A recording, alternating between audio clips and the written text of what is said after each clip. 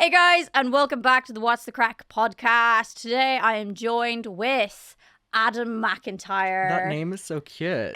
That name is so cute. That's my first time hearing it. That's really cute. Oh my god, yeah, I never said to you what the name of the podcast was. How topical. I know. For both of us. I love Yeah. it. I love it. I love it. This is the thing. So, you're from Derry. Yes. You are. I'm a Derry boy. You are. And like, I see people online getting confused about your accent a lot.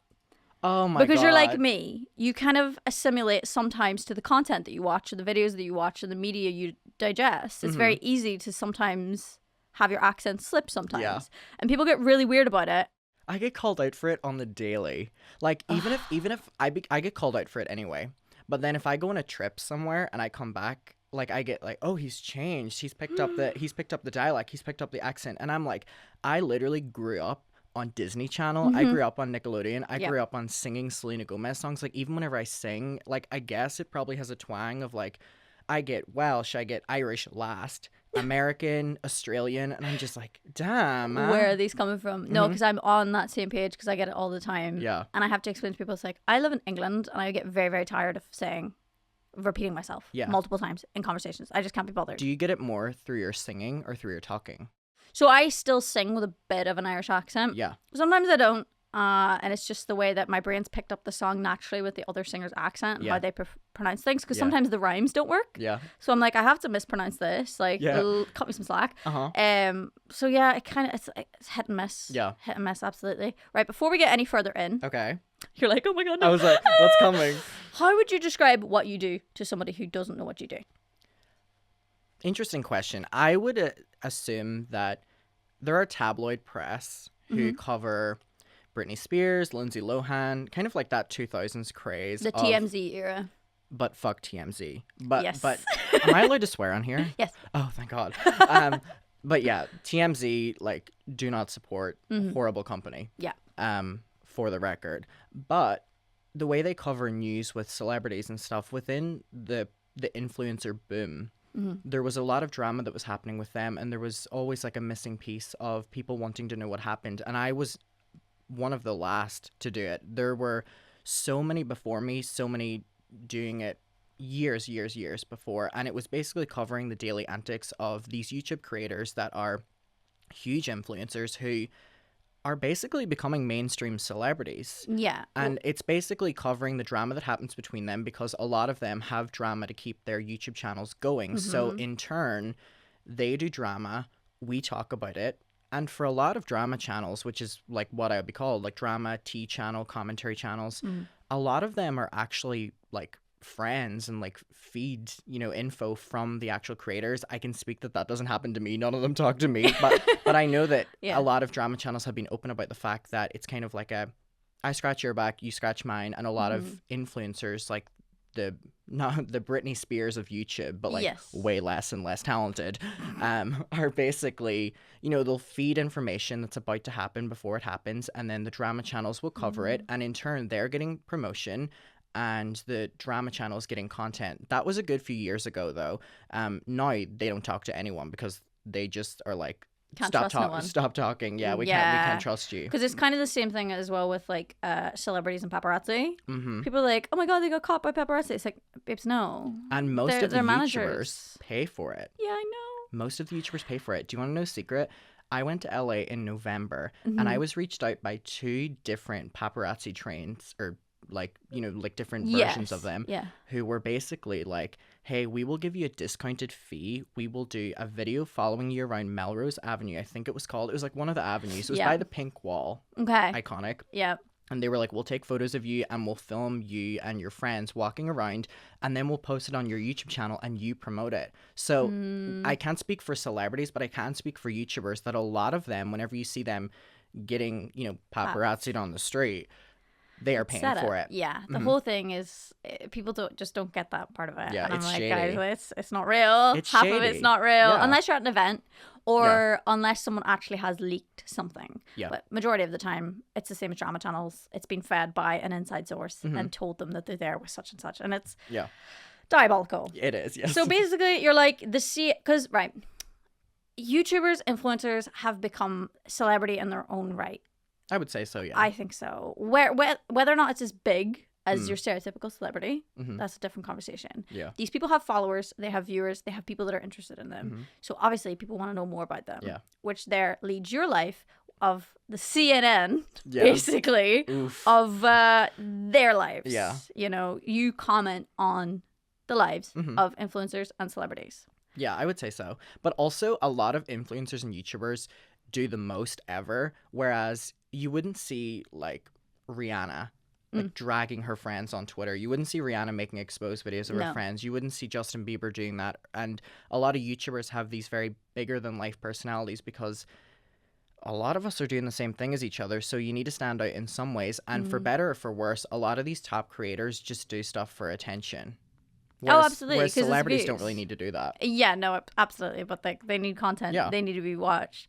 But my thing with you that I need to explain to people a little bit is that you've gone beyond just a social, whether or not you agree with this, you've gone beyond just social commentary. Okay. Because I feel like in your own right, people know who you are to the point where you're almost like in that bubble in and of itself where you have a profile. I know you won't agree with it, but you have a profile because people know who you are now, which means it's a bit of a different scenario where you get involved, probably not against your will, like with your will, like, you know what I mean? Like, people drag you into drama now. Yeah. And drama channels are reporting on your quote unquote drama. Yeah. So that's what I'm saying. It's like you've got both things going on. You're commenting on drama and then you're a part of drama. Which is, how do you feel about that? Like, when did that start happening? When was like your first like... Yeah, so whenever I'm speaking like specifically on being a drama channel, like this was something that I've been properly doing since probably this time last year, probably like the summer of 2020 was whenever I started taking it seriously. And I had just dropped out of college. Nice. So I had a lot of spare time. Yeah. And then we were entering the pandemic. So I had even more time. And I had never had a job before this. And so this was all I know. So it took a good few months before I ever was, you know, getting drama videos made about me or anything like that. Yeah. But my honest opinion of it, and this may be different than other people, it may be the same. I don't know. I haven't really had conversations with There's other no drama big channels meeting. about it. No, we don't all gather. Yes. My thing is, if I can make videos on people, people can make videos on me. Fair. I don't have to agree with people's videos on me. I don't have to agree with people's opinions of me, like exposed videos, hate videos, whatever. I don't have to agree with that the same way that if I make a video on a YouTube creator, they don't have to agree with what I'm saying. I just think that I don't think about it that deep. Maybe I should. I don't know. I just think that if I can dish it, I can take it. And I should. Like, this isn't like I can do it and no one can do it to me. So, which happens a lot. Yeah. Like, a lot of people I've noticed have had that mentality where, like, they get their back up as soon as somebody talks about them, even though their job is talking about people. And I find that quite funny. I think in doing what I do, and it's the main reason that I call my subscribers my muckers. I love it. I was here from the Bestie era. Yes, Bestie era was Bestie first. era, and then Bestie took off, and then we had the Mucker era. Yeah, and so muckers is like slang for bestie in the north. Yeah. Where we're both from. Is it in Belfast too? Or just Derry? I don't know. I don't know if it's just a Derry thing, because I've heard people in Tyrone say it. Oh, well, overall, kind of like mucker. Yeah. So I wanted to say that because I really do value my audience, and I wanted to have like a really like personable name. And so I think a reason a lot of like channels in general are scared of videos being made about them is they don't want to lose what they've worked really hard for. And I completely get that. And it's like for me, honestly, I don't mean to sound like cliche or anything, but my biggest fear would be losing the connection that I have with my muckers rather than losing the ability to cover drama, because I've actually made genuine friendships through making my videos. And so I think that a big reason for people not wanting videos being made about them is just the fear of like losing it all. And I think that is a thing with people in the creative industry, because what we do is looked so down upon anyway, and it's very like hit or miss. It can be very up for months, it can be very down for years. So I just think the coming and it's the going fear of of it, losing it. yeah, Which I totally understand. Like, as an artist, I'm like, yeah, this is the year no one's gonna care about me. yeah. This is it. And they always do. They always do. They're But always it's there. just Yeah. the like the It's the anxiety. internal fear. I think yeah. it all stems from like imposter syndrome anyway. Yeah. Because you're like, I don't deserve this. I Yeah. don't deserve to be here. Yeah. So before we start talking about specifics, Okay.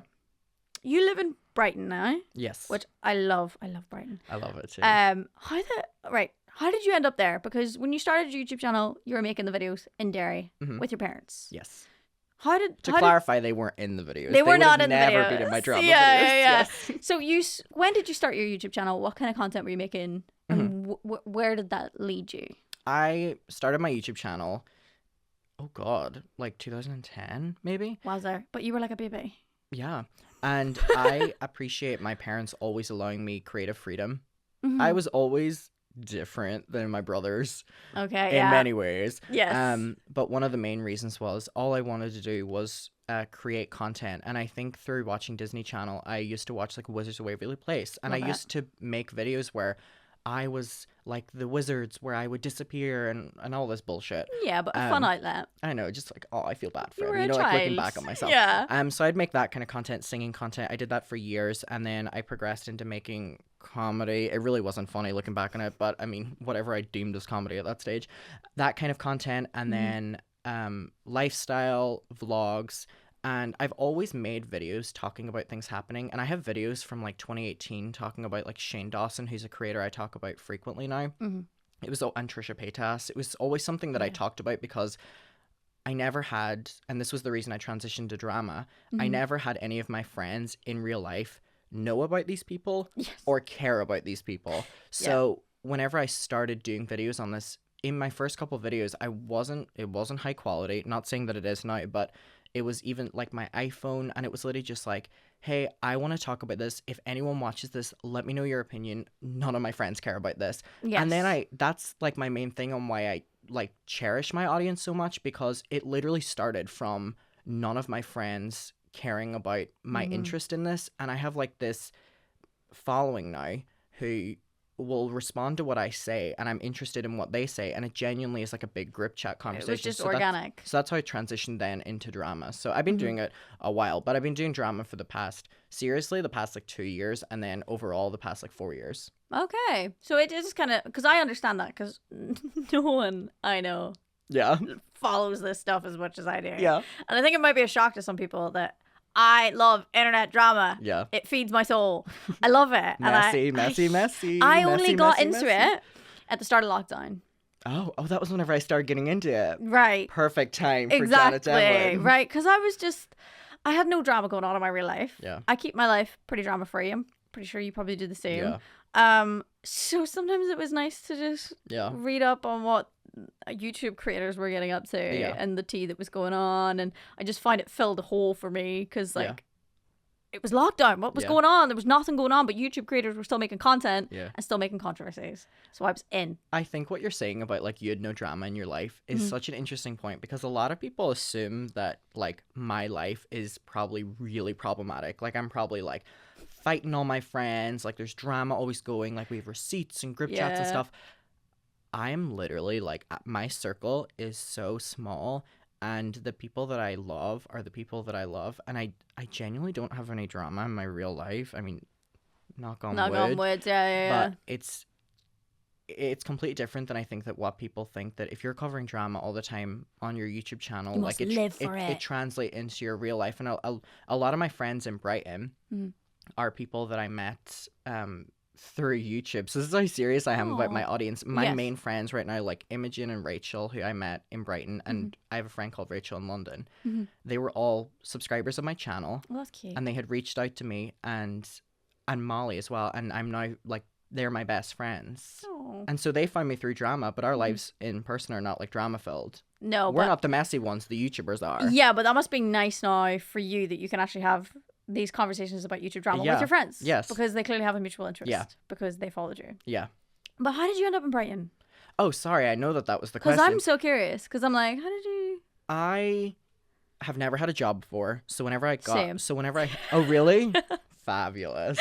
So whenever I started making money through doing YouTube, first of all, it was unbelievable because, again, these videos at that time was just like turning on my iPhone and talking to my friends.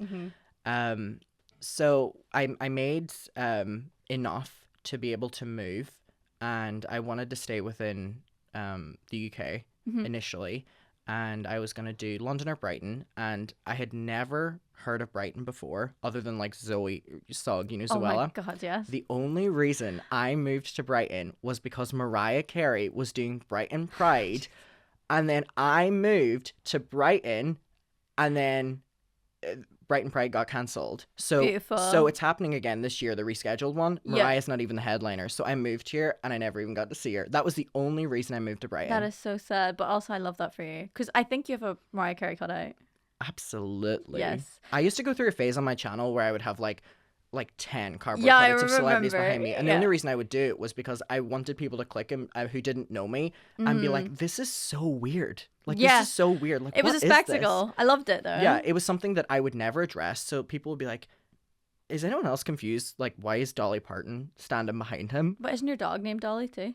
All my They're all animals are queens. named after celebrities I like. Yes, I love that. Mm-hmm. That's amazing. I live for it. It was what I had to do. So I love this. I love everything about it because I think it's a lovely story in the sense of like it's organic. You started it because you were passionate about this topic. Whether people agree with it or not, you're passionate about it, and I see you because I feel you. Yeah. And you just grew this natural audience. Yeah. Right? I love that.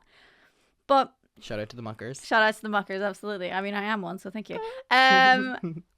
But I have to ask you about drama. Okay. So I went on your channel Yes. today. Not that I'm not always on it, but anyway, I decided to do the whole stereotypical most popular.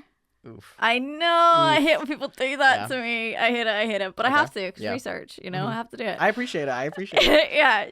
Your most viewed video Mhm. is about the Colleen Ballinger Yeah. story. Mhm. Okay. I want to obviously ask you to discuss that. Yeah. But also, I, in my research, had seen people saying that it was fake. Mhm. So with that in mind, Yeah. what happened? All right. Okay. So the Colleen Ballinger situation, the thing that's so ironic to me is that people say that, I will explain it, but people say that the story is fake and they focus on the part of the story that I didn't even want people to focus on. For example, so I'll just go back actually. I was a big fan of Miranda Sings. Miranda Sings was like an internet character that was like a parody of like a bad singer. I had been watching Miranda Sings for years. I loved the videos so much, and Colleen Ballinger plays her, and loved Colleen more than Miranda. Would watch the vlogs, would do everything, would go to the shows. I met her like a couple times like as a fan at meet and greets, and she was always so polite, always so nice. And then in like 2016 or around that time, because I was interacting with her so much on Twitter and stuff, I would always know the drama of what was going on, and so it kind of turned into be that she would message me and want to know like what was happening within the fandom and what was happening on drama, like that was Like about an her. inside source. Yeah, so basically for a good couple of years, I would find out what people were saying about her, find out what drama videos were being made about her, and it was mainly like Reddit threads that were being made about her, and basically if there was any fights within her fandom, which is like her fans on Twitter, I would DM her them on Twitter, and like we kind of just built up this kind of like I would keep her informed, and then she wouldn't have to like be on Twitter all the time because she's a busy woman. She's like doing a lot, and I can say that even still after everything, that is a hard ass working woman. Oh yeah, absolutely. So like as much as like everything I say about Colleen, I can still speak positively about her. I can say that I had a bad experience, but I mean she's a hard working woman, and so I basically did that side for her. Many years of talking, and we got closer, like phone number, like calls, blah blah blah blah blah. She came to Dublin in like 2018 or something like that, and we like hung out. We went for food. She was with her boyfriend at the time, and she's now married to him. Married, yeah. He was very nice too, like all very nice and stuff like that. And then quickly after that, it kind of just turned into more of like asking for my ideas for Miranda Sings, because she was focusing more so on Colleen Ballinger because her videos were getting millions of views. Because she was like, I remember the pregnancy videos took This off. was before that, though. Oh, was it? This was before that, Oh my yeah. days. So she was making, like, I remember we used to have, like, inside jokes. Like, she used to post, like, trying cereal videos, and she would text me, and she'd be like, this video is so shit. Like, and like now making content, like, I know whenever you post, like, a video you're not proud of, you're like, yes, I hate that video. And there were, like, different things where she would, like, try, like, American candy and stuff, and she'd message me, and she'd be like, I'm so out of ideas. And, like, for everything, by the way, I have, like, text screenshots.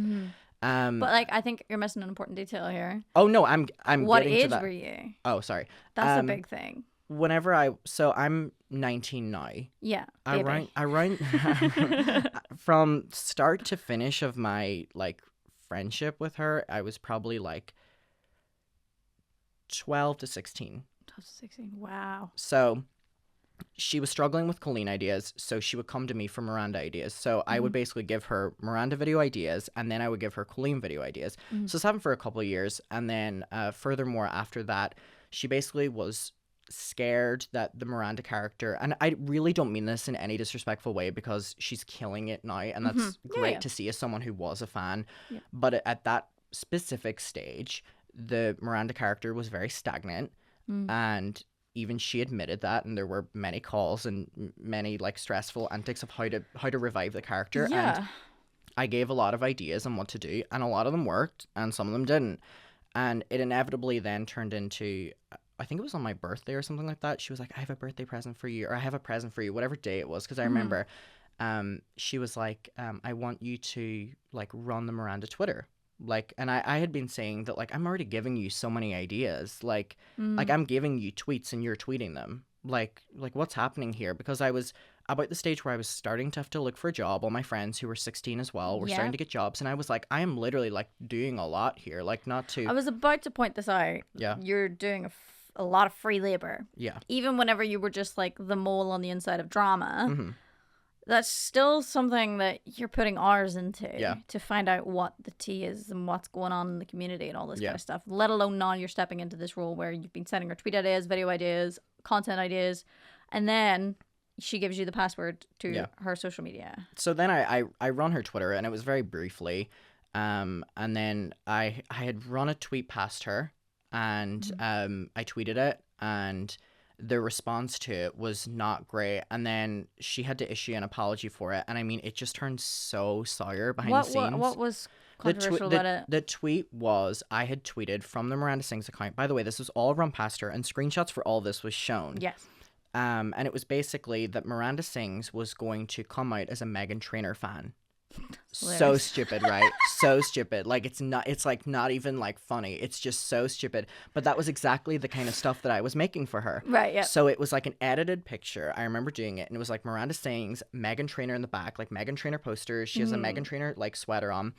And I tweeted it, and she got so much criticism, and I saw it because I was on the Twitter app, like, seeing all these, you know, responses and stuff. And I used to have to tweet back her fans. This was before this, being like, as Miranda, like, interacting with them, and then they would freak out being like, oh my god, Colleen's talking to me and stuff. And I remember she sent me a message that she was like, if they ever find this out, like, I'm gonna be so heartbroken. And I mean, I showed that text too, but, like, whatever. Yeah, I think that's the thing, because that's why I never let people run the social media for me, because I'm like, if people found out that somebody else was tweeting them back or messaging them back, they'd be so upset. Yeah.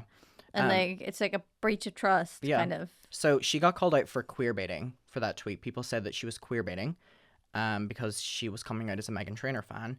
And but surely the tweet wasn't that deep, right? No. Am I missing? Like, cause like, no. Okay, right. This was a pre-approved tweet as well. Yeah. However, I listened to the criticism.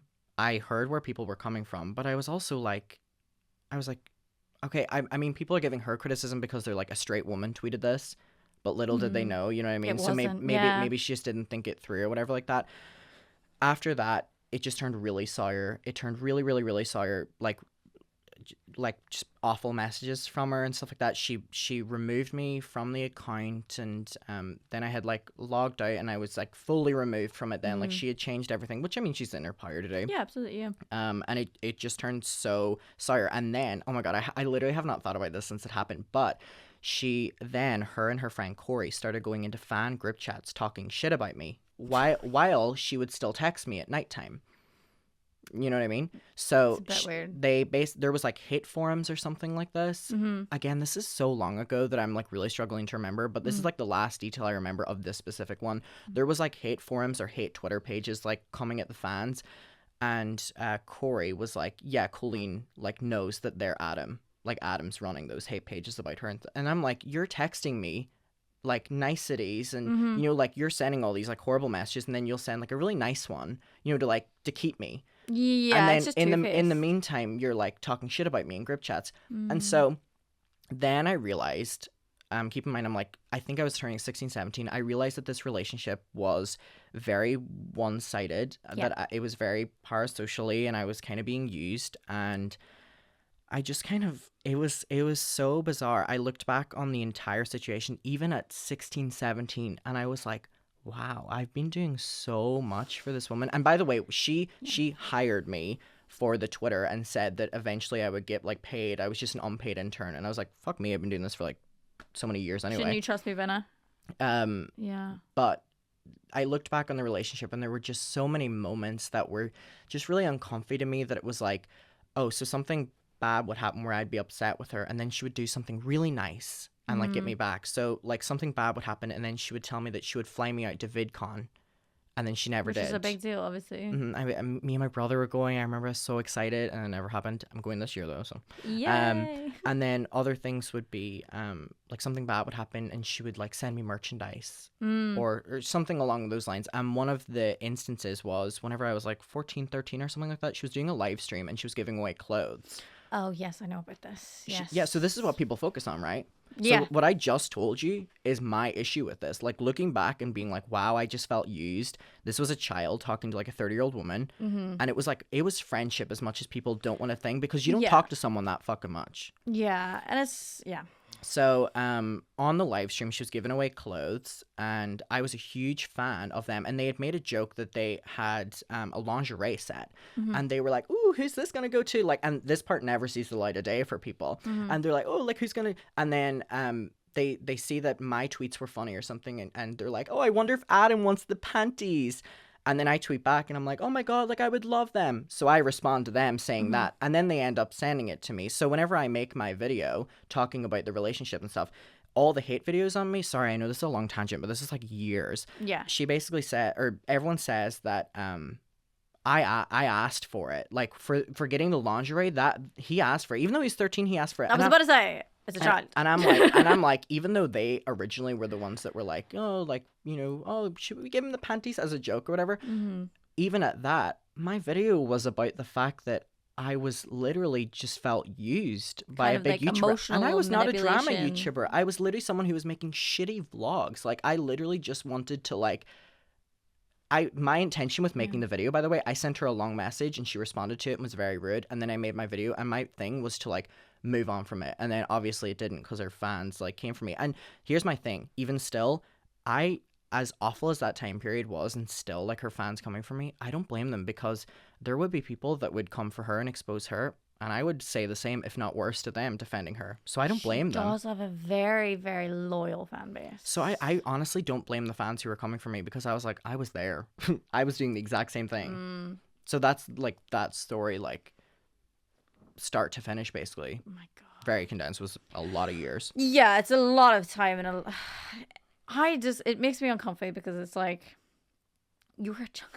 Yeah. You were a literal child. Yeah. Which is, it's hard to like, as somebody who didn't have access to social media till I was a little bit older, I'm like, oh my God, like, you're like 13 years old, meshing a full-grown woman, and oh, by the way, oh my God, I wasn't gonna say all this. I don't mean to be shady, but I just feel like, for context, she was going through a divorce at the time, and she would come to me for relationship advice, like what she should do in the divorce, like how she should handle her ex-husband at the time. And then she was getting into a new relationship with her boyfriend at the time, and I remember she would ask me for like different like advice and stuff like that, and how she should like flirt with him and how she should get with him. And I'm like But she asked you for flirting advice?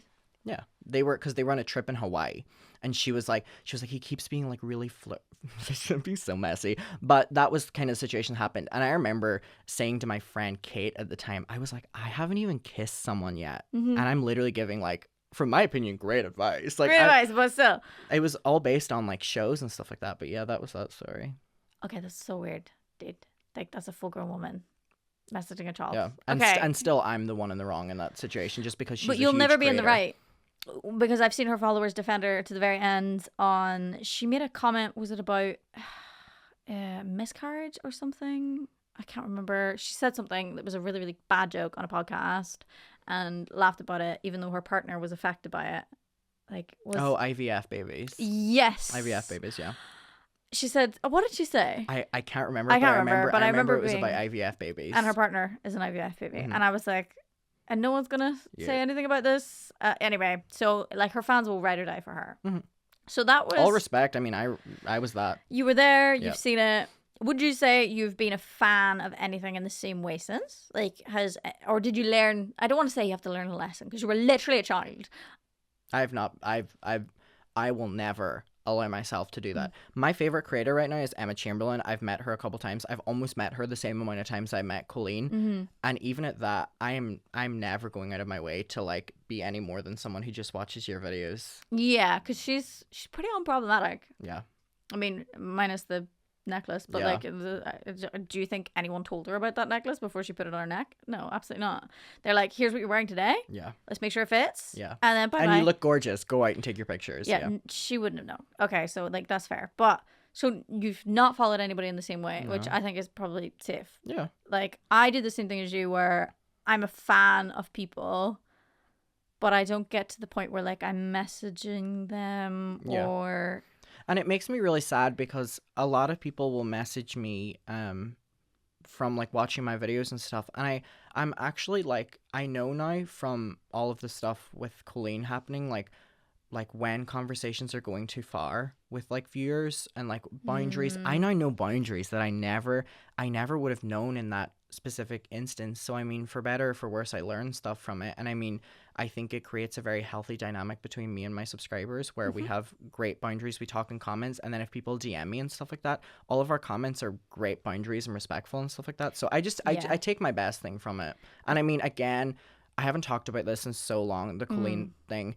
It happened. I don't like how it ended, but all I'm gonna say is like, that was a huge chunk of my life. And there's nothing in me that wouldn't not wish her the best. And I don't mean that in like a PR kind of way. I mean that genuinely. Like, I loved this woman. She is so talented. She was so such great. A big part of your life. A genius. Like, literally my childhood was Selena Gomez and her. And so it hurts to diss.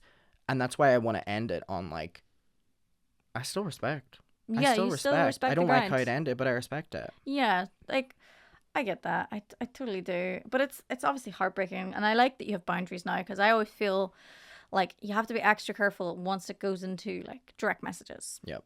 I think that's whenever people can sometimes maybe get the wrong idea, all that kind of stuff. Like, you have to be so careful, because everything on main and public and all that kind of stuff is like... I have a great tip for you because of that. I stopped doing like direct messages, like DMs, and I now have a secret Twitter, which is a private Twitter in which people can follow me, and I do private tweets on there, and people respond to me, and you'll get like 20 responses or something like that, like per tweet, and I talk to people publicly on a private platform. Nice. So that that's makes what I a do lot now. of sense. So I learned a lot from that situation that I'm Yes. very grateful for, I would say. I feel sad in the sense for you, because I feel like when your name gets mentioned, a lot of people automatically think of the Colleen Ballinger story. Right? I follow Mysterious. Like the drama slut I am. Yeah. And only today did I notice that she'd made videos on you. Yeah. Where is she getting this? Because I haven't watched them because I didn't have time, because they were like 2 hours long. Sorry, Mysterious. Love you. Not that much. Where are the quote unquote lies, or what are people saying that the lies are? Okay. So first of all, I want to say that Mysterious made an insane video on Trisha Paytas. Loved it. Like, so informative. Receipts everywhere. The ability to keep my attention for that long is shocking. Yeah. And that was a great video. So Mysterious is a channel on YouTube who does drama commentary, and I really like Mysterious's videos. And Mysterious has made a couple videos on me, and the main things are that I make videos on Shane Dawson, who is a YouTube creator, and back in 2017 to 2019, I would say, like the time frame, Shane was the top YouTuber, and I think it would be hard to find someone who wasn't like a fan of Shane. And yeah, because I remember talking about it with my housemate. Yeah. Because she was also a Shane Dawson fan. Because I was a Shane Dawson fan. Yeah. So I would watch Shane's videos. I would tweet about them, his friend group. I was like, this is so iconic and all this. And then obviously what I do now is ever since 2019, in 2020, a lot of stuff came up against Shane that were. I don't like mentioning this, but I feel like it's important for people who don't know. Stuff along the lines of like racism, sexism, homophobia, P word, that kind of content as well. Yeah, P word being making inappropriate comments about children, like minors, like inappropriate gestures. Like Willow Smith, famously, he pretended to ejaculate over a photo of Willow Smith, who was like 13 years old. Yeah. At the time. Bit weird. So this came up in 2020. Yes, all of his receipts came out. And then I started making drama videos on Shane in 2020.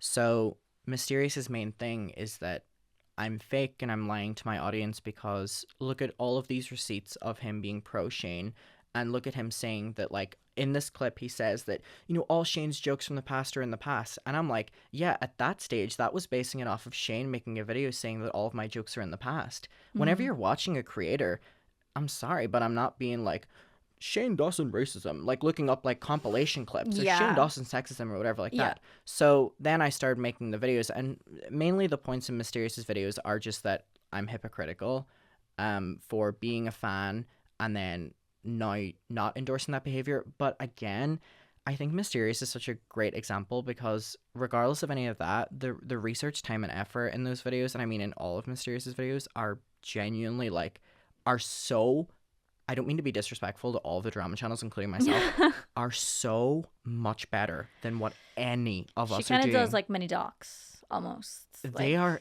insanely good. Yeah, I think I'm not a fan of the live streams, but she makes videos about, say, like the likes of Trisha Paytas, who, if you're in the UK, will know her from Celebrity Big Brother.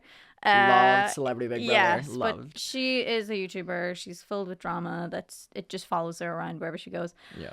And she did this big long video, but like she read her book, she looked at old posts from her social media, went all the way back on her channel, because Trisha Paytas has been on YouTube forever. Yeah. And she did all of this research and compiled it into like a few videos, and like that's mad props, because that's a lot of research, and she has a job. Yeah. So it was amazing, but then I don't know, like to find out that she's made content that maybe like doesn't take into the consideration of I used to like Shane Dawson. Yeah. Nobody's saying I'm a hypocrite. Yeah. Because I don't like Shane Dawson anymore. Yeah. So I don't understand that. But also, didn't she have videos on Shane Dawson? Well, I mean, I think she's kind of stayed consistent that she is a Shane Dawson fan. Oh, really? And I think that that's the main reason that, like, you know, there was a big drive in the Trisha videos, which was that, you know, Trisha was dragging Shane publicly and stuff like that. And probably from a Shane fan, the same way I was a Colleen fan defending, you know, you're going to be a ride or die for the one that you like. And for her, that's Shane. Wow. See, I didn't know that. That's crazy. Oh my God. Right. Okay. But you've got in your fair share of drama, but recently there was a big one with Rich Lux, who's also a YouTube drama content creator. Seems like a nice guy. I haven't watched any of his videos. That's fine. You guys fell out, but then I watched one of your videos this morning, and everything's okay. I love Rich. Yeah, so everything's solved there. Honestly, me and Rich had drama. And I had never had any interactions with him before, nor him to me. And it's so interesting how it works, because a month later from us falling out publicly, we are like sending each other like really nice messages. And he has reached out about a couple of my videos with like really sweet messages. And just like, I do think that he's a very genuine creator. And I can normally see through people the same way if they could see through if I was like putting on an act or whatever. And I can see that he genuinely cares about what he's saying. He made a couple great videos on Ethan Klein, and I honestly just really appreciated that after everything that happened, we were never friends to begin with, but I would class him as a friend now within the space. I love that. But I want to just use that as an example of like, there was a clash. Yeah. But now you dudes are Yeah. totally fine. Yeah. So this is from my... Whenever you laugh, I get scared. Oh, no. Before a sentence, I get scared. Awkward. Yeah, I know. Okay, yeah, because this is a tough one. I'm like, what are you going to say? Okay. So I am a H3 stan, shall we say. Like, I don't know how that happened. I don't know how I felt. I was there. I would say me too. I was a fan since they interviewed Jenna and Julian. I love that one. Years and years and years ago. That's how I discovered Ethan and Neela, and I've been there on and off ever since. Mm-hmm. However, that isn't how I discovered you, because I discovered you before you became mentioned on the H3 podcast. But recently, there was some drama with Ethan Klein, who's a YouTuber, runs a podcast. He's entertaining, whatever. Mm-hmm. But your name got pulled into this. Mm-hmm. I actually don't know what you're talking about. There's multiple different instances. Like, oh, is there? I don't know which one you're talking about. So the one I'm talking about is the recent one, which made me, and as somebody who is part of the LGBT community, made me feel incredibly awkward. Okay, yeah. I think everyone who actually is a part of the Rainbow Club was a bit like, Ethan Klein, what the frick? So basically he said, he was, how would you describe it? I don't mean to like put you on the spot, but I would actually really like to hear like an explanation from you about this from like an outsider's point of view. I feel like I talk about it from more of like every single like detail and stuff. I would love to know that from an outsider's point of view, like if you were explaining it to someone, what would you say? Yeah, so he made the common mistake that people do, which is wildly inappropriate, where they assume where someone is position-wise in the bedroom.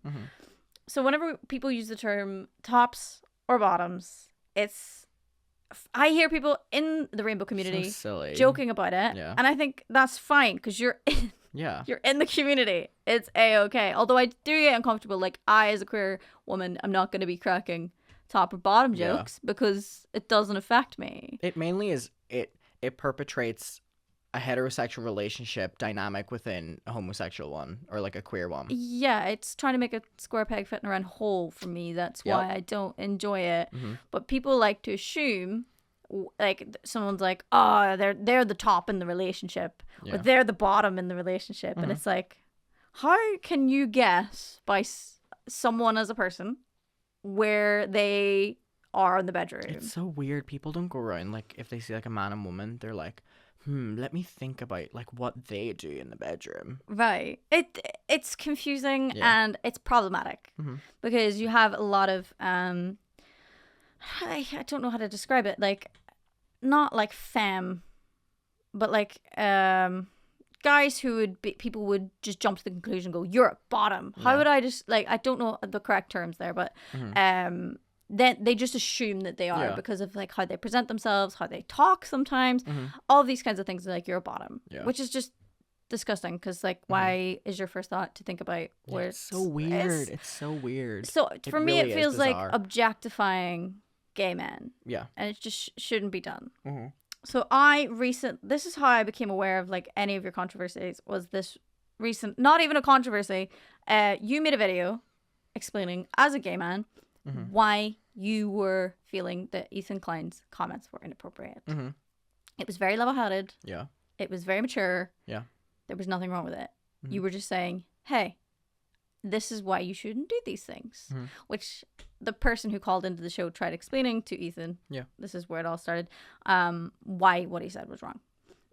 And then I've seen a lot of people since then making posts about yourself. I've lost thousands of subscribers over it. Really? I've lost thousands of subscribers over it. Where were you before and where are you now, would you say? I mean, I think I lost 3,000, 4,000 subscribers over it. Oh my days. Like, that was how many people were subscribed to me, being like, all I want is you to give me good Ethan Klein news.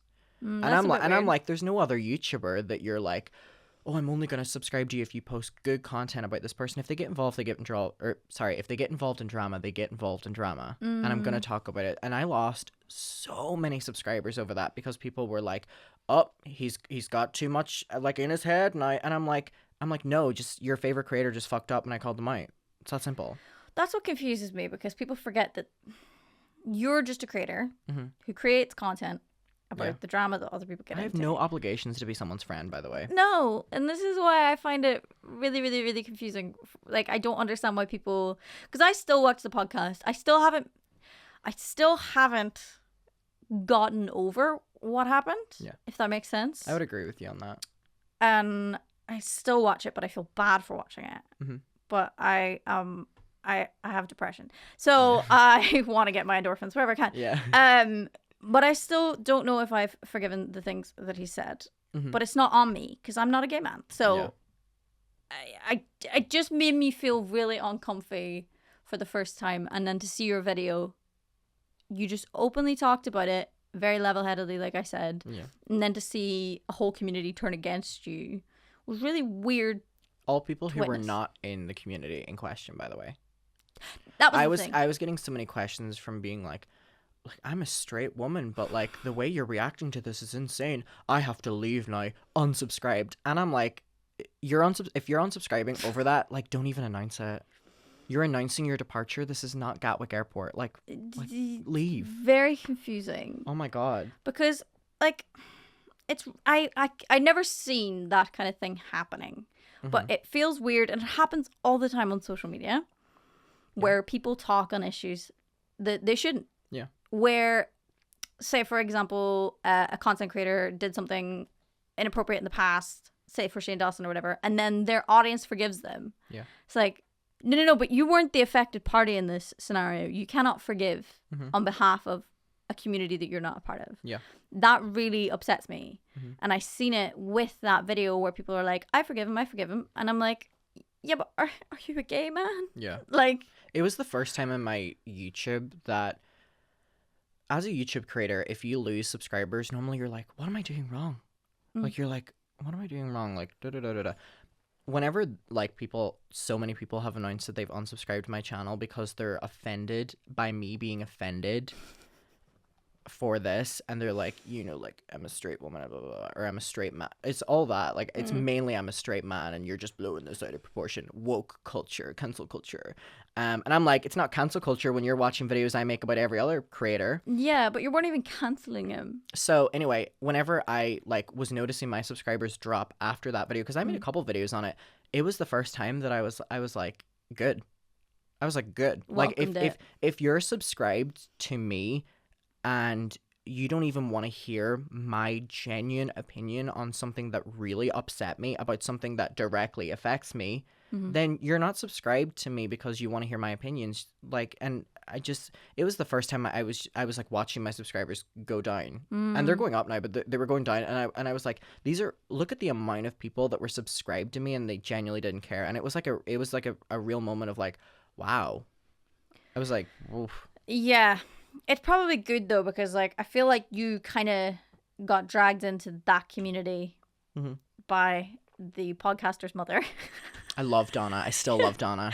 Donna is so sweet. I love her Twitter so much. She's so sweet. But Donna's Ethan Klein's mother, by the way. Yes, that's what I was trying to say. So it's to be put in the forefront by someone's mother. Yeah. Like, you didn't ask for that. I'm still very grateful, though. Like, Absolutely. You know what I mean? Like, there are so many of my audience who are H3 fans who agreed with what I said as well. Yeah, I was one of them. Because I was just so confused as to how people were reading into any more than what was there. Yeah. I felt like people just saw the title and went, screw you. My title was so sweet. It was like, Ethan Klein, please do better. I said please. Yeah. I literally wasn't going to say please, and then I was like, but I'm being genuine in this video. Like, I'm not like trying to cancel him. I'm just going to say please. Yes, but it's really hard to talk about these kinds of topics anyway in the modern day society in which we're living, where people like to throw around the term like woke culture, this, that, and the other, and it's like, can you not Dear just Lord. be respectful of each other as human beings? Yeah. That's all anyone wants realistically. It's the same thing that goes on whenever people talk about women's bodies. It's always men, and you're like, can you maybe it's not actually affecting you, so why are you talking about Insane. it? Lots of these issues, racism as well. Why people like to be like, it's just woke culture, and you're like, have you listened to any black person discussing their experience? It bothers me that people just bracket things as woke culture instead of looking at the individual instances. And the Ethan Klein one is just an example, but it happens all the time where people say the wrong thing and they make an apology, and that's fine. Although, oh no, I see. Sorry, I do this to you all the time. This is what scares me whenever you like do a little like smile before it. Yes. I'm like, what are we going into? My issue was initially that I did like see the Ethan Klein thing, see the tweet, and was like, oh, he's gonna try and do better. Oh, okay. And then I was nervous where you were going. Yeah, with that. no. What I was just gonna say to people was this YouTuber made an apology for what he had said about gay men. Seemed like a pretty genuine apology. Seemed like a genuine apology. I was like, I'm not one to forgive it. I can't forgive it. It doesn't affect me. The worst thing is I did. You accepted it. I accepted it. Okay. But then after that, they started apologizing for menial things that weren't real. So like British people loving beans on toast. Ha. The ever so funny joke. Like, decided to copy paste the format of his apology to the gay community and make it about beans on toast and British people. Which included, sorry to interrupt because I don't mean to, but it literally included like the I will unlearn this pattern of behavior about homophobia. Yeah. He was saying about like being offensive to British people. Yeah. But I think there are times where you can have a creator do something wrong. Yeah. And you're allowed to take a step back and go, I don't agree with you. Evaluate. Why do people act like it's such a big deal whenever you don't agree with your favorite creator? I don't get it. Yeah. Where we've seen it with, I don't want to use Colleen as an example, but people blindly follow these creators and take everything they say as gospel and forgive them. Whenever, and you know what the thing is with Colleen, she's probably learned so much from that as well. Yeah. I'm sure her dynamic with fans in private group chats is healthier. Is probably a lot different, which is going to protect her career. So, like, you just hope that people learn from these things. Yeah. That's all people want. Is like, this is the issue, and this is why I hated whenever he turned on his apology and made it a joke, because it's like all people want when you make a mistake is to genuinely mean it when you say sorry. And like, you've probably covered that on drama channels before. Somebody's done something, then they make an apology, and everyone's like, okay, we shall see how this goes. But whenever you make a joke out of your apology, because we've lost so many brave soldiers to this. We lost Jenna Marbles, who's my all-time favorite creator. Mine too. Love her to pieces. Yeah, she made some problematic videos in the past, but it's not my place to talk about it. She cancelled herself. She didn't get cancelled. That's the thing. And I appreciate that she, owned up to it, took full accountability. She literally played all the videos that she was wrong in. It was an intense video. It was very intense. It was very heavy. But we've lost people like that over the head of like the cancel culture thing. Yeah. But it's very, very difficult for people to understand what cancel culture really is. Because people get mad at cancel culture now. Well, cancel culture doesn't exist. It doesn't exist because people come back. Accountability culture exists. People are like, cancel culture, Ellen. And I'm like, Ellen decided to end her show. She's been doing that, literally. She's been doing that show for how many seasons? Like, probably probably nearly 20. She decided to end that show. People are like, cancel culture. Ellen's show's ending because she like finished her contract. And she didn't want to do it again. It's a big conversation. Yeah. And I would love to have you back on to talk about just the woes of the internet, honestly, because I'm chronically online. Same. I need to go touch some grass. Same. But I want to know just a little bit now, just about you, beyond all of the drama, all that kind of stuff, because I'm curious. What does your day-to-day life look like as a YouTuber, as a drama? Because you film a lot of your videos at nighttime. Oh. How do you I'm chronically sleep? on American time. Okay. So I'm very boring. Okay. And I genuinely mean that. I like post a lot whenever I go on like trips and stuff like that, and people are like, "Oh my god, he's always away." And I'm like, most of the time I am just in my apartment because I have 2 dogs and 3 cats. And Wow. I live alone, and I spend most of the time taking the dogs on walks. I spend most of the time taking the dogs to like the beach, just doing things with the animals. So I spend most of my day tonight with the animals. I really like cleaning. Like that's how boring I'm talking. And then at nighttime, I will either go out to the club, go out to my friends. What you being cancelled for? Dear Lord. Which we'll talk about in a I would second. love to know your opinion on that. Yes. So I will go out, go to my friend's house, or I will film videos, which I'll do at nighttime because I spend the entire day with the dogs. You're just living your best life during the day. It's beautiful. Just I love being it. a dog parent. I love it. I live for that though, because It's sweet. I love my I'm girls. more boring than Shout you. out Bonnie and Dolly. Oh, I love that. I love that they're named after icons. It's my favorite. But like, I love that you're not out here living like some sort of weird, wacky, wonderful YouTuber lifestyle, driving like Lamborghinis around the place. Like, I don't even have a license. that's it. I only just got mine. Oh, okay. And I'm 27, so it took me a long time. I'll catch up. Yeah. I'll get mine at 26 to one up you. Damn it. Everyone does, but I'm automatic, so. Okay, perfect. So, I just have to mention this. What age are you now?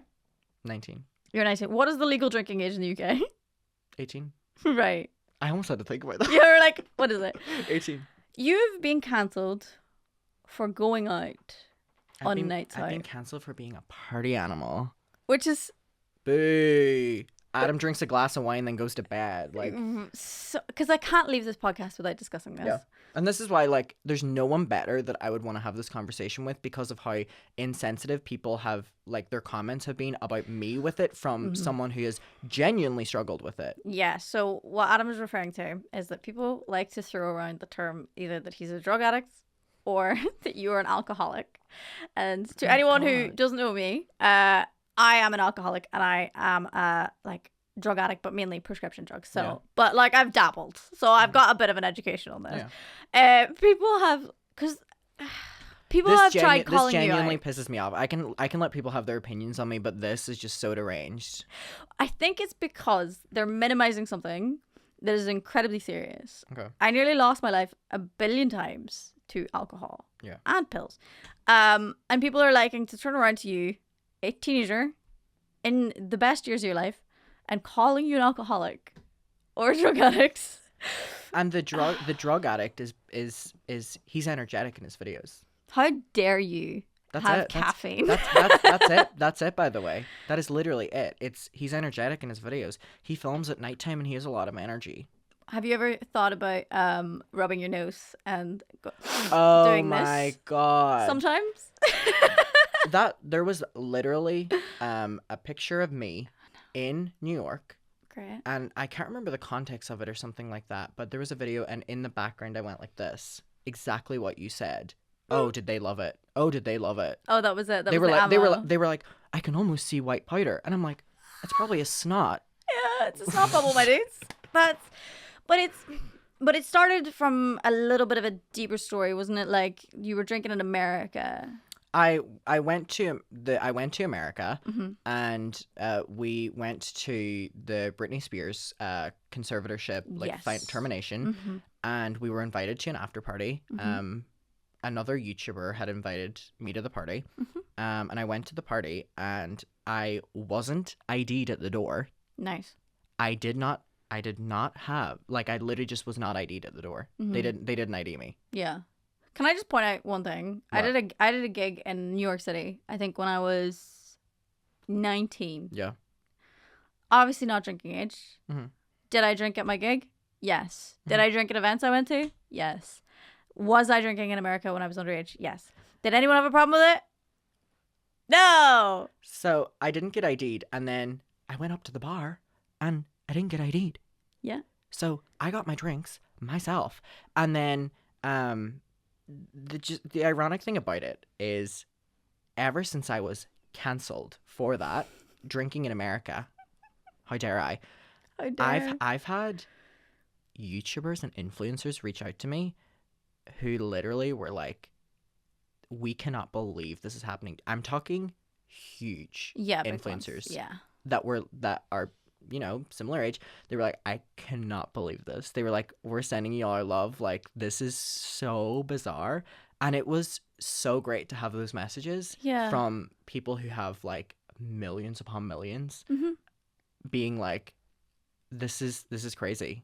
But This is surely you must crazy. be doing something right, because I say this because when people disagree with you, they will look for all of your problematic behaviors Yeah. and things that you've done wrong publicly, and all that they've come up with. He has fun. Yeah, He dances at the club. he underage drank. I'm like, I know a lot of Americans who went to college and underage drank. But they say that I'm underage drinking, and then they're showing videos of me in the club in Brighton. In Brighton, which is your legal age.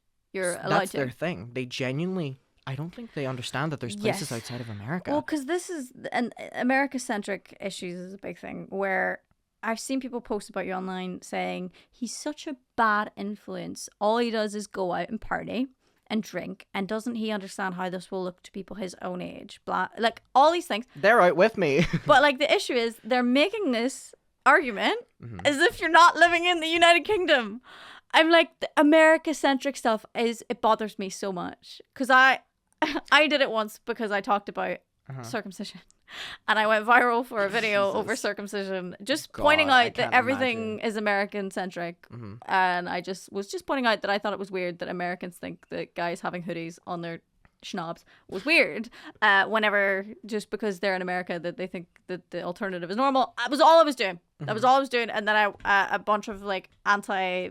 Oh, they got you. No, like I'm used as an example for like anti-genital mutilation groups. This video of me on TikTok is just, they use it now as like, Janet Devlin agrees with us, and I'm like, this is why I should not be allowed on social media. I will be searching that up Oh, first thing after this podcast. I can send it to you. You'll be so welcome. But like, it just proves to me again, like the American-centric views of things. I just loved reading that comment of like people saying you were a bad influence for going out and drinking. I've tried to explain it to my audience who are not from the UK, where I'd be like, it's hard to explain our culture of like what we're doing at a certain age and what you're doing at a certain age. Yeah. At 18, you know, we're at parties or we're at clubs or something like that, and sorry, but all the people who were messaging me from America said that they were doing the exact same thing at 18. Right. But all I'm saying is apparently others weren't, and good for them. That's their I don't know about prerogative. you, but like I was at the club at 16.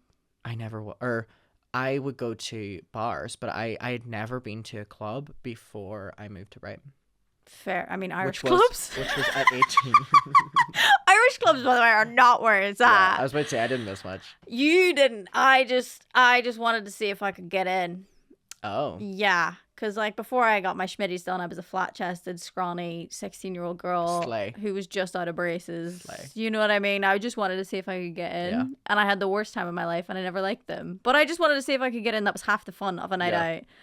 But people acting as Scandalous. if I know that's the thing. Scandalous. People act as if that's a big deal. Whenever it's like, it's so, especially in Ireland, it's so normal to be going out on nights out at 16. For some people I know, they were even 15. A lot of my friends were, like that age too. And ignoring that, the culture of going day drinking Yeah. in Ireland, Yeah. people I know went day drinking from like the age of 13. Yeah. Which is hilarious because I'm the alcoholic and I didn't drink till I was like 16. Yeah. And it's not endorsing it and saying that. It's just trying to give context for the fact that like whenever that full drama happened, people were sharing, again, like I said, clips of me you. at the club in Brighton at 19 years old and being like, what a bad influence. Right. And I'm like, so if I post this video when I'm 21, will you say the same thing or no? Because you will say the same thing. It just makes me laugh because I am an alcoholic. I've lived there. I've been there. I've got the t-shirt, all this kind of fun stuff. Yeah. And I just find it so preposterous Yeah. that people would even throw that out. Because all I've seen on your social media is a young guy having crack. Yeah. You know, not actual crack. Oh my God! Don't get me in a scandal. That's my next rumor. No, Adam no. McIntyre is on crack. No. Hopefully They will clip that Yeah. and it'll be like Adam McIntyre. Context cue. No. The podcast is literally called What's the Crack Podcast. Oh, they'll be like, of course Adam's going on that. Spelled different. You've got that at least. Phew. Yeah, imagine if I called it What's the Crack. Oh, no. That would get me cancelled, my guy. Like, I don't need this whatsoever. Like, so I do it before we round things off. Like, I just want to know, as a fan, like, what the plan is. Can I say, by the way, that your music was introduced to me by my friend's friend Marianne, who Shout out Marianne. loves you so much. No Whenever I said that I was going to your show, Marianne, she's in New York, shout out, great person, was like, I love her. I used to watch those audition tapes. I used to watch those live performances all the time. Dear God. And I was like, I'm gonna slip your name in, Queen. Oh my God, she absolutely has to. Marianne, big shout out. But it's so what funny was your for question? me. Sorry. Well, I just, as a watcher, avid watcher, I just want to know what the plan is, both personally and professionally. Because one first question. Oh no. You don't share about your personal dating life. I'm not dating anyone. Right. I'm not dating anyone. Like, I've actually been quite open about it. I just don't go on dates. I mean, I've been with, like, I haven't dated anyone, but I've been with disasters. Okay, you've seen it. You've seen enough. Yeah. You're like, I'm backing out.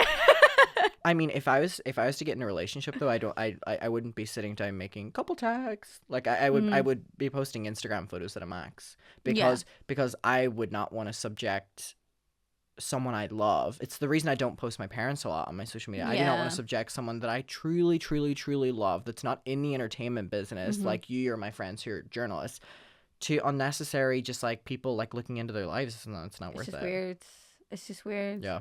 So are you on dating apps? Do you want a Rhea code? Give me.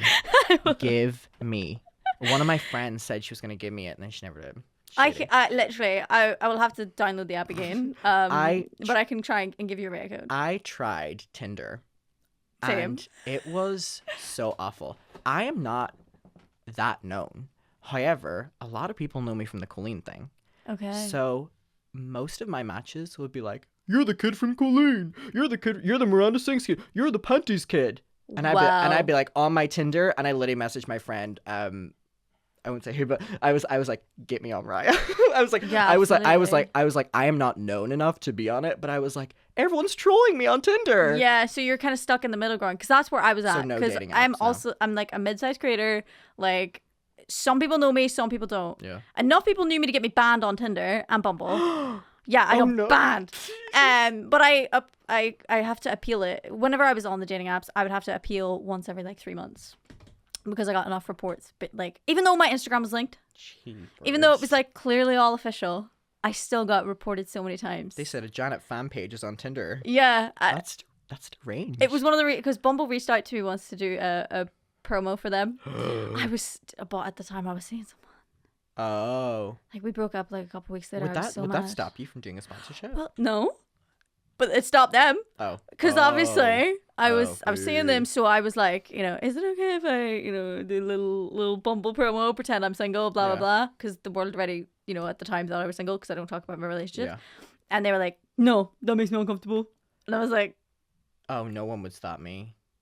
No one could stop. It was I would be like, so leave much me. money. I'd be like, leave me. I can't imagine Bumble. Jesus. I was so mad, dude. I was so mad. We need to get you that deal back again. I know. Rick, my manager's in the corner. I'm like, we need to get that deal back again. Can we get the dating app deals back? I don't know. I'll try my best to get you this Rhea code. Which, by the way, people don't know what Rhea is. Like, how would you describe Rhea? It's like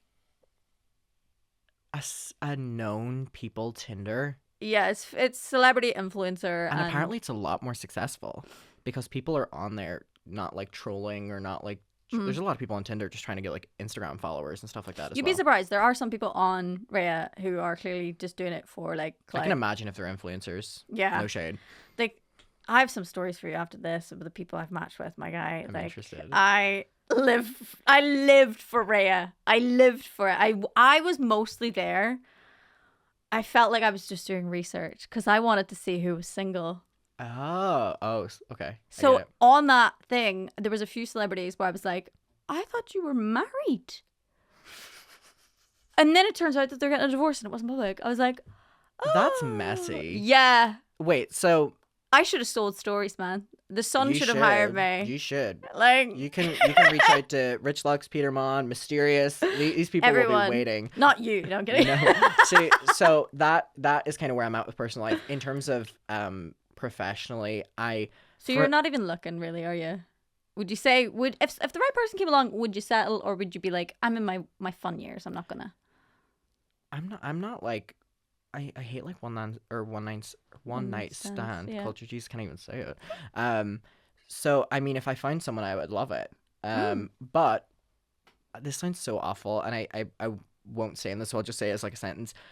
I feel like I've been through a lot emotionally that I really don't like going on dates with people who are my age. Not James Charles younger. I mean older. Not James Charles younger. Jesus, no scandal. What I'm saying is like, I'm like normally like 20 to like 25. Okay. Because I'm like everyone I've like got with who's been a student has been, and this isn't trying to sound like high or mighty because I don't think of myself that way.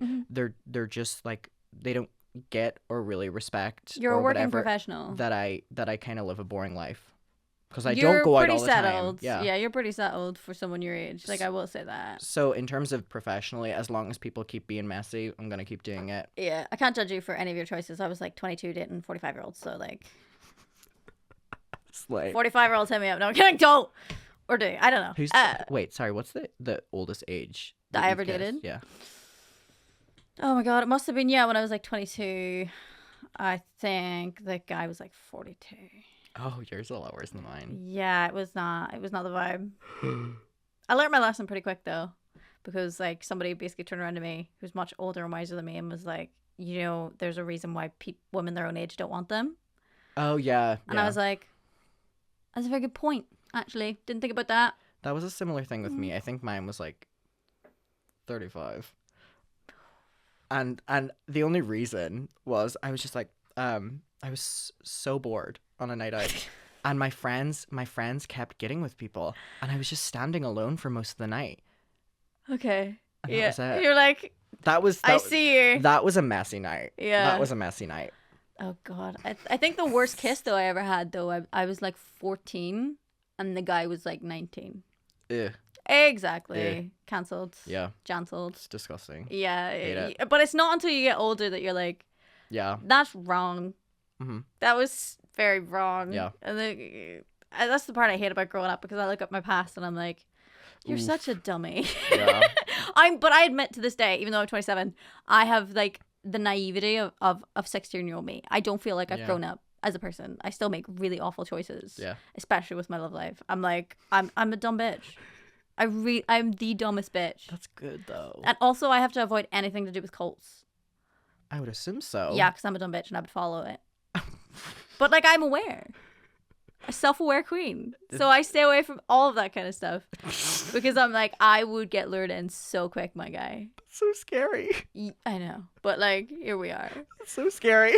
So like, how do you like afford, because you have a lovely place in Brighton, I have to say. Thank you. An incredible view. You need to come see it. I will come around your house. I will. Uninvited. No, I'm kidding. Go for it. I'm fully invited. I won't buzz you up, but you can come round. You can try get up. But like, so YouTube is paying the bills. Yeah. And I mean, I have like a really great like loyal sponsorship with Adam and Eve. Slay. And this isn't sponsored, obviously, but like, and I'm not getting paid to say this, but I really do. They've been very loyal to me. I love that. And it's mainly them two things. I mean, I've had sponsorships here and there. Like, I've done a couple of VPN services and stuff like that. Mm-hmm. And I'm also, like, smart with my money. I mean, my granddad and my mother and my father would not let me not be smart with my money, even if I was working in the office. Yeah.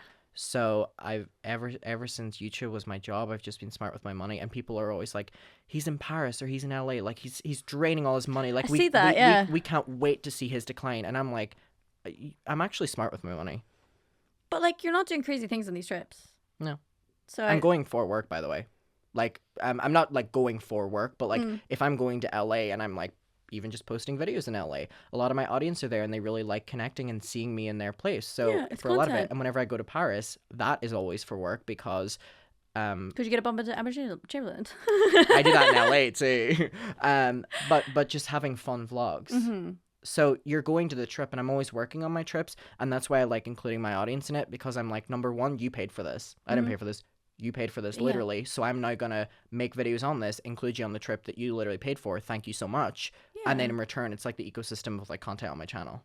But I live for it. I think it's great, and also it's kind of like nice to like switch up backdrops. Yeah. It's nice to be in different countries. Like Eiffel Tower behind you, love it. Yeah, I mean, I was very jealous. I was like, how did you get an apartment that close Sorry. to the Eiffel Tower? I was so sad. But love it. Live for it. Think it's great. I just love your content. It's so sweet. Better Now, by the way. I'm obsessed. Oh, thank you. I was like, what do you mean? It's my song. I'm obsessed with it. I love that Confessions album. Thank you so much. But I personally, and this is why I was like really wanted you on the podcast, because like I just wanted to point out some of the things that I thought were absolutely hilarious in how people judge you online. It's been nice to talk about them. I never talk about them on my platform because I never just want people to be like, oh, he's just trying to send people hate. Yeah, I like you can't win. Conversation, yeah. You can't win. And like that's why podcasts are great. It's long form content. Yeah. People will take whatever they want out of context. Yeah. Obviously, you're aware of that and you know what's gonna happen. But enjoy those Shane Dawson fans, Colleen Ballinger fans, mysterious fans. It's all coming. But like I will die on this hill. I've met you. Yeah. I've met you offline. Yeah. You are a lovely human. That's so sweet. Like Thank you you genuinely are a nice person. So when I see mean comments about you online, I'm kind of like, babes, you've never even met him. Yeah. Like you don't even. What are you? Because like as soon as you know someone, you get like the vibe. Yeah. I'm like, they're trying to make out things that aren't real, and I'm like, you're not the vibe. Guys. I really appreciate that. Thank you. So I just want people to know that he is as lovely offline as he is online. That's so sweet. I don't know how to react. Thank you so much. But I want to say thank you for coming on. Thank you for having me. Thank you for having me. This is so exciting. Blast. I just love having people, especially people podcast. From. Are you serious? My first podcast. We took your podcast virginity. Take that one out of context. No, but it's been amazing. Thank you. Love to have you back, obviously, in the future to talk about more stuff. But it's nice to have someone from home on as well. I love it. Whenever I seen that you were doing well and I found out where you're from, I was like, I stan automatically. Connected, because you know Ireland's got to stick by its own. You know what I mean? So it's been amazing to watch your channel grow, to watch you grow. And you're still such a baby, and I'm just so proud of you. And thank you for having me on. I've really enjoyed this conversation. Before we go, I will link your socials. Okay, thank you. But if you want to verbally plug your socials, feel free. YouTube channel is just Adam McIntyre, 8am, MCINTYRE. I always have to think about the spelling for some reason. And then Twitter, Instagram is just the Adam McIntyre, and that's basically it. Amazing. So guys, you know where to find him. I'll link it all below, so don't worry. And just thank you so much. Thank you for having me. All right. I'll see you guys. Bye. If you've made it this far, thank you so much for listening. If you have any guest suggestions, topic requests, or feedback, then hit me up in the YouTube comments. Don't forget to follow the podcast so you never miss an episode, or sign up to the Patreon for even more content. Have a happy day.